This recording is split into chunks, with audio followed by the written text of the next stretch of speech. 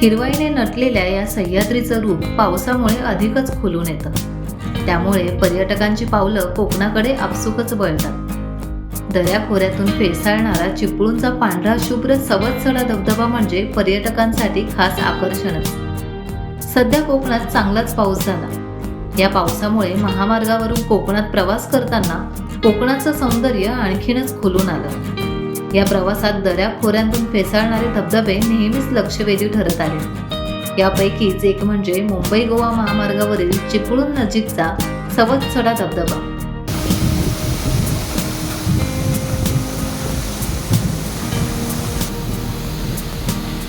मागे बघा पाय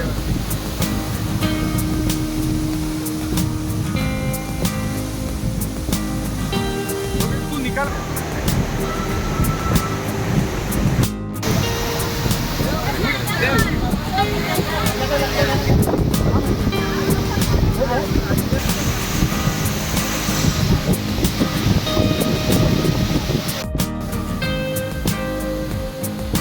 मागे बघा पाय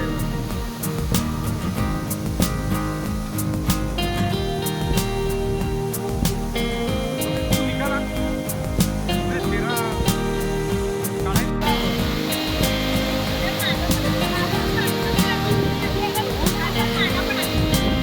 हिरवाईने नटलेल्या या सह्याद्रीचं रूप पावसामुळे अधिकच खुलून आलं.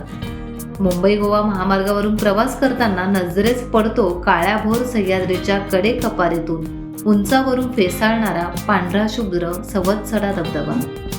या धबधब्याचं विलोभनीय दृश्य पाहून महामार्गावरील प्रवास करणारा प्रवासी तिथे काही काळ थांबतोच आणि त्याचा मनमुराद आनंद देखील घेतो.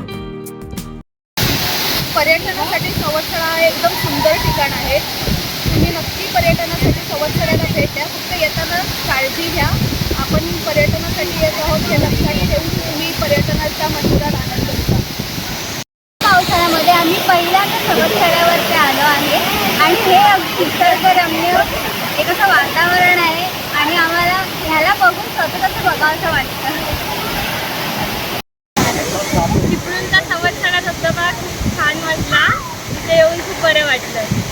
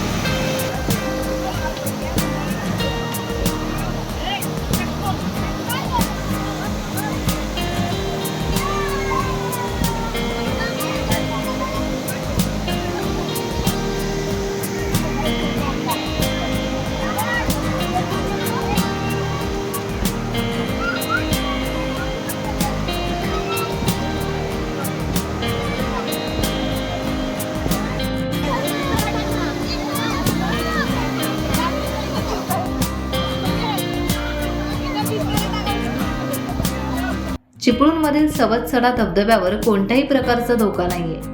त्यामुळे जिल्ह्यातील हौशी पर्यटकांसाठी हा धबधबा आकर्षणाचा केंद्रबिंदू बनलाय. पर्यटकांची रीघ येथे नेहमीच पाहायला मिळते. हिरव्यागार दाट गर्द झाडेतून सवत्सडा धबधब्याची विलोभनीय दृश्य सर्वांच्याच मनाला आकर्षित करतात. चिपळूणपासून 100 मीटर अंतरावर असणाऱ्या या धबधब्याची उंची 200 फूट इतकी आहे.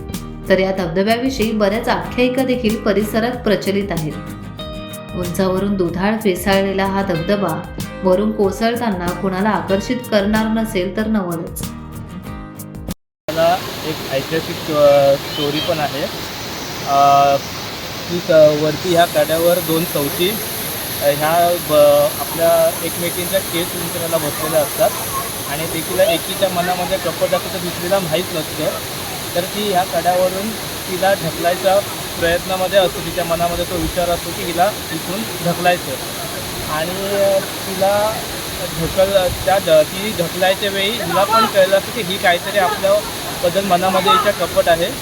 तर तिने तिच्या पदराला गाठ मारून ठेवलेली असते आणि जेव्हा ती तिला ढकलते तेव्हा ह्या दोघीही खाली येतात. म्हणून ह्या कड्याला सवत्सडा नाव हे पडलेलं आहे.